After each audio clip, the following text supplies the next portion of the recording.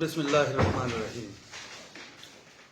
دا موجوده سچویشن داسې دی چې زه دا کلیر کول غواړم د را روان میټریک ایگزامینیشن حوالې سره، چونکې د چیف سیکرټري صاحب د سایډ نه موږ ته داسې کلیر کټ ډایرکټیوز راغله چې تاسو د پرایویټ ایگزامینیشن سنټرز چې کوم دي دا شفټ کړئ پبلک انسټیټیوشنز ته.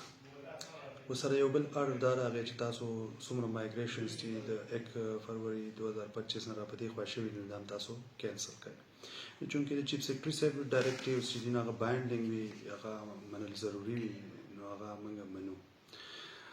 اوس زه ماشومانو ته د درې واړه ډسټرکټس چې کوم زموږ بچي دي، هغه که ثوابي والا دي، که مردان والا دي، که نوشهره والا دي، هلکان دي که جنکۍ دي، که د پرایویټ سکولونو دي او که د سرکاري سکولونو دي، ټول زما بچي دي. هغې ته زه دا پیغام ورکوم چې تاسو بیخي مه یېرېږئ، نه به پینک کېږئ، نه به بې حوصلې کېږئ.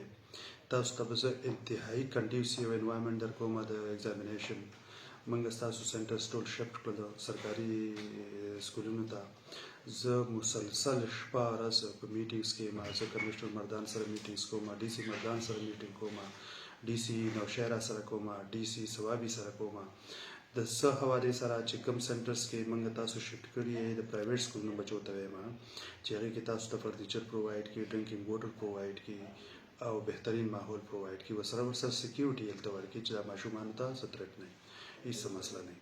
انشاءالله بهترین امتحان به کېږي. ورسره زه د حالونو د ایس او پیز باره کې وایم چې ما د درې واړه ډي سي سره کمشنر مردان سره خبرې کړې دي، دا ریکویسټ مې ورته کړی دی، هغې زما خبرې منلې دي چې یو قسمه غیر متعلقه سړی به ایگزامینیشن سنټر ته نه ځي، ای سیز یا ډي سیز که ځي نو هغې به ځان سره ګنر نه بوځي، څوک به دننه ګن وغیره نه وړي، او نه به داسې هراسمنټ پیلاوي چې ګنې هغه د ماشومانو په ذهن باندې څه خراب اثر ورسوي. ورسره دا بل یو خبره ده چې فیمیل سنټرز ته به صرف فیمیل سټاف ځي، یو میل به ورته هم نه ځي. اگر چې انډر د لا زه اترایزډ یم ایز چیرمین مردان بورډ چې زه لاړ شم، خو زه هم اوایډ کوم ځکه چې زموږ خویندې شته، په سکولونو کې هم شته، کالجز کې هم شته، نو که فرض کړه د انسپیکشن ضرورت وي نو موږ به هغې لیږو. داسې د ای سیز کې چې کوم فیمیل ای سیز دي نو هغې به صرف اترایزډ وي چې هغې به فیمیل سنټرز ته ځي. موږ به د خپل مذهب د خپلې پښتو پوره خیال ساتو. بله خبره د کنفیوژن دا ده چې څوک به کوم ځای کې ایگزام ورکوي، کوم سکول کوم ځای ته شفټ شو، نو هغه چونکې به نن انشاءالله فاینلایز شي، رول نمبر زموږ ایشو کول شروع کړو، نن به موږ په ویب سایټ باندې هغه ټول سنټرز واچو کوم سنټرز چې به کوم سرکاري سکولونو کې شفټ کېږي، نو هغه به هم کلیر شي.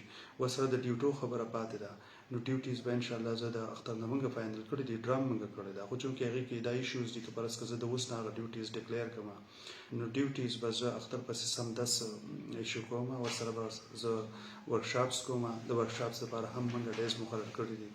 یو ورځ باندې به د ټول میل د دریو ډسټرکټس ورکشاپي، په یو ورځ باندې به د ټول فیمیل سټاف د درې واړو ډسټرکټس ورکشاپي.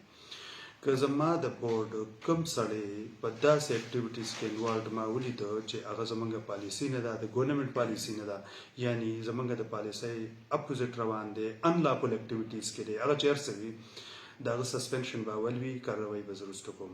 داسې که فرض کا د ایلیمنټري اینډ سیکنډري ایجوکیشن څومره سپروایزري سټاف موږ لګولی دی، هغې داسې اکټیویټیز کې ملوث موږ ولیدل چې ګنې هغه زموږ پالیسي نه ده د میرټ او د ټرانسپیرنسي او د فیرنس، نو د هغې خلاف به ایلیمنټري اینډ سیکنډري ایجوکیشن کاروایي کوي.